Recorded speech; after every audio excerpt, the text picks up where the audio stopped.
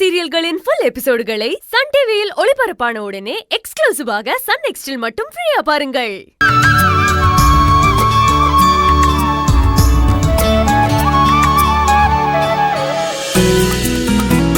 என்ன சாப்பிடலாம்?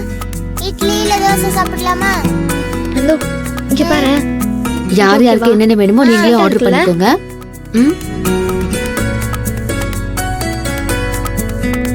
என்ன சாப்பிடுறீங்க மேடம்? என்ன வேணும் உனக்கு? எனக்கு ஒரு செட் இட்லி. உனக்கு? ஒரு செட் இடியாப்பம். எனக்கு ஒரு பட்டர் ரோஸ்ட், ரவா ரோஸ்ட். டேய், ஒவ்வொன்னா சொல்றா. ரெண்டையும் ஒண்ணா கொண்டு வந்துட்டா சாப்பிட முடியாம போயிடும். அம்மா, எனக்கு பசிக்குதுமா. நானே கொஞ்சம் கொஞ்சமா இதை சாப்பிட்டுருவேம்மா. என்னமோ பண்ணு. இதெல்லாம் கொண்டு வந்துருங்க. Okay madam. அண்ணா இப்படிதான் ஆர்டர் பண்ணி சாப்பிடுவாங்க.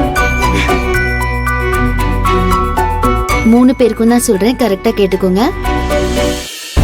இப்போ வீட்டுக்கு போனா ஏன் ஃபங்க்ஷனுக்கு வரலன்னு கேட்பாங்க. நாம கோவிலுக்கு வந்ததையோ தம்பிக்கு பேர் வச்சதையோ எதையுமே நம்ம பார்த்த மாதிரி காட்டிக்க கூடாது. புரிஞ்சுதா? தம்பிக்கு என்ன பேர் வச்சோன்னு சொல்லுவாங்க. நாம தெரியாத மாதிரியே ஓ அப்படியா நல்லா இருக்கேன்னு கேட்டுக்கணும். சரியா? ஸ்கூல் மாத்திரம் பேரண்ட்ஸ் மீட்டிங் வர சொன்னாங்க. இப்படிதான் நான் ஆல்ரெடி அவங்க கிட்ட சொல்லியிருக்கேன். அதத்தான் நீங்களும் மெயின்டைன் பண்ணணும். சரியா?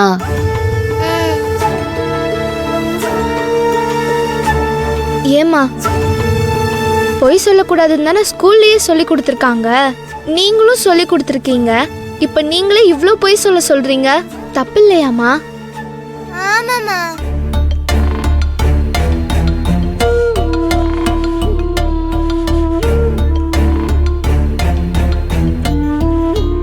மது, இப்போ உன் கிளாஸ்ல உனக்கு பிடிச்ச க்ளோஸ் ஃப்ரெண்ட் இருக்கான்னு வச்சுக்கோ.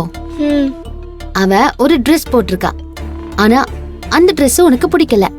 ஆனா ஆசையா அவளுடைய பர்த்டேக்கு வாங்கின Dress அது. இந்த Dress நல்லா இருக்கான்னு அவன் உன்கிட்ட கேட்டா நீ என்ன சொல்லுவ? அந்த Dress நல்லா இல்லைன்னு உண்மையை சொல்லுவியா, இல்ல நல்லா இல்லைன்னு சொன்னா அவ மனசு கஷ்டப்படும் நினைச்சு நல்லா இருக்குன்னு சொல்லுவியா? எனக்கு பிடிக்கலதான். ஆனா அத சொன்னா அவங்க மனசு ஹர்ட் ஆகும்ல, அதுக்காக நல்லா இருக்குன்னு தான் சொல்லுவேன். அதேதான். நமக்கு சில விஷயங்கள் பிடிக்காதுதான். ஆனாலும் மத்தவங்க ஹர்ட் ஆயிடக்கூடாதுல்ல, அதுக்காக தான் பொய் சொல்றோம். இந்த மாதிரி பொய் சொல்றதுல தப்பே இல்ல. இத திருவள்ளுவரே திருக்குறள்ல சொல்லியிருக்காரு. உங்களுக்கு ஸ்கூல்ல சொல்லி கொடுத்திருக்காங்கல்ல? எனக்கு தெரியுமா, எனக்கு தெரியும். எங்க சொல்லு பாப்போம். பொய்மையும் வாய்மையிடத்த புரை தீர்ந்த நன்மை பயக்கும் எனின். Very good. அப்போ உனக்கு தெரிஞ்சிருக்குல்ல? அரவிந்த், இதுக்கு என்ன அர்த்தம் நீ சொல்லு பாக்கலாம். என்னடா சிரிக்கிற? அம்மா, அவனுக்கு தெரியலம்மா, அதனாலதான் சமாளிக்கிறான். டேய், உன்ன. அம்மா, நான் சொல்றேம்மா, ஒரு நல்ல பயனை தரும் பொய் கூட சரிதான். அப்படித்தானே சொல்றீங்கம்மா? கரெக்டா? Very good. உங்களுக்கு இன்னும் என்னெல்லாம் பிடிக்குமோ அது எல்லாத்தையும் ஆர்டர் பண்ணி சாப்பிடுங்க. சரியா? ஜாலி.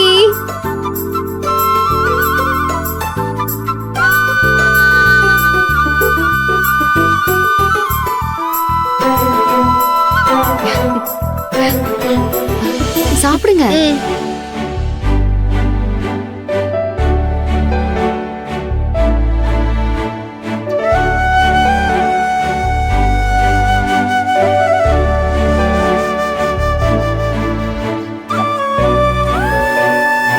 அப்புறம் இன்னொரு விஷயம், 3 பேரும் நல்ல ஞாபகத்துல வச்சுக்கணும். இனிமே தமிழ் உங்களுக்கு தம்பி தான், ஆனா தம்பி இல்ல. புரியுதா?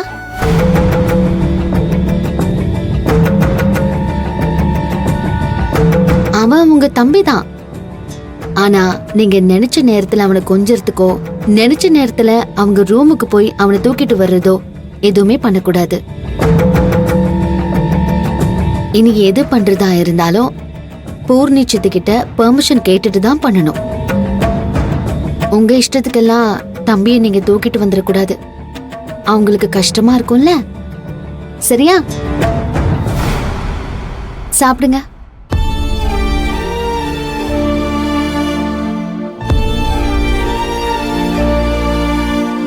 அம்மா, அவன் நம்ம தம்பி தானே, அப்புறம் எதுக்குமா எல்லா விஷயத்துக்கும் சித்தி கிட்ட பெர்மிஷன் கேட்க சொல்றீங்க? ஆமாமா, நம்ம தம்பியே நாம கொஞ்சிறதுக்கு எதுக்கு நம்ம சித்தி கிட்ட பெர்மிஷன் கேட்கணும்னு சொல்றீங்க? அதெல்லாம் ஓகே தான்டா. ஆனா சித்தி சித்தப்பாக்கு நம்ம தம்பியை தத்து கொடுத்துருக்கோம்ல. இப்போ தம்பி அவங்க குழந்தையாயிட்டான்ல. வேற ஒருத்தவங்க குழந்தைய நாம கொஞ்சறதா இருந்தா தூக்குறதா இருந்தா பெர்மிஷன் கேட்போம்ல. அந்த மாதிரி தான்டா இதுவும். புரியுதா? போமா, இதுக்கு தம்பியை நம்மளே வச்சிருந்திருக்கலாம். எப்ப பார்த்தாலும் ரூல்ஸ் போட்டுக்கிட்டே இருக்கீங்க. அப்படி இல்ல அரவிந்த், நம்ம வீட்ல நம்ம எல்லாரும் இருக்கோம். அப்போ ஒருத்தர் அட்ஜஸ்ட் பண்ணிக்கிட்டு தானே போகணும். எல்லா நேரமும் நம்ம தான் அட்ஜஸ்ட் பண்ணி போறோம். பூர்ணி சித்தி ஏதாவது அட்ஜஸ்ட் பண்ணிக்கிறாங்களா? குழந்தைய கூட நம்ம தான் தத்து கொடுத்துருக்கோம். பேரையும் அவங்களே மாத்திக்கிட்டாங்க. இனிமேல் எப்ப போனாலும் அவங்க கிட்ட கேட்டுதான் குழந்தைய தூக்கணும்னு சொல்றீங்க. எல்லாத்துக்கும் நம்ம தானமா அட்ஜஸ்ட் பண்றோம். பூர்ணி சித்தியும் கொஞ்சம் அட்ஜஸ்ட் பண்ணலாம்ல. ஆமாமா, அப்படிலாம் இல்லடா. கொஞ்ச நாள் ஆனதுக்கு அப்புறம் சித்தியும் புரிஞ்சுப்பாங்க. அவங்களே கூப்பிட்டு தம்பி கூட விளையாடுங்கன்னு சொல்லுவாங்க. பாருங்களேன், உங்க தம்பின்னு சொல்லுவாங்க. பாருங்களேன். போமா, இதேதான் சொல்லிக்கிட்டே இருக்கீங்க. சரி, சாப்பிடுங்க. டைம் ஆச்சு. ம்.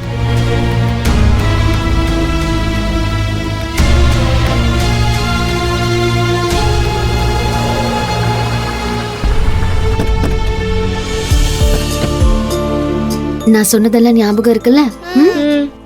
அதே மாதிரி தான் எல்லார்கிட்டயும் சொல்லணும். புரிஞ்சுதா? ஏதாவது தப்பா பேசி காட்டி கொடுத்துறாதீங்க. சரிம்மா.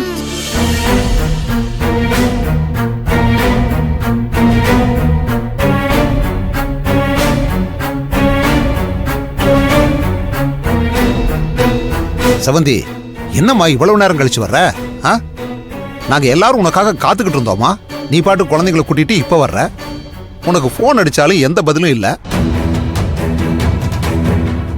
நீ வருவன்னு எல்லாரும் எதிர்பார்த்துக்கிட்டே இருந்தோம்மா. நீ வராம போயிட்டியே.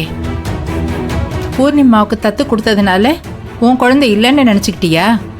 என்ன இருந்தாலும் அவன் உன் பையன்மா. நீ ஏம்மா வரல? இல்லாத, இந்த வருஷம் ஸ்கூல் முடிஞ்சா மதுவை ஸ்கூல் மாத்தணும். கூடவே அரவிந்தியும் நந்தினியும் ஒரே ஸ்கூல்ல சேர்த்துட்டா எனக்கு கொஞ்சம் வேலை சுலபமாகும்ல. அதனால நான் பிரின்சிபல் கிட்ட கேட்டிருந்தேன். திடீர்னு மீட்டிங்க்கு வர சொல்லிட்டாங்க.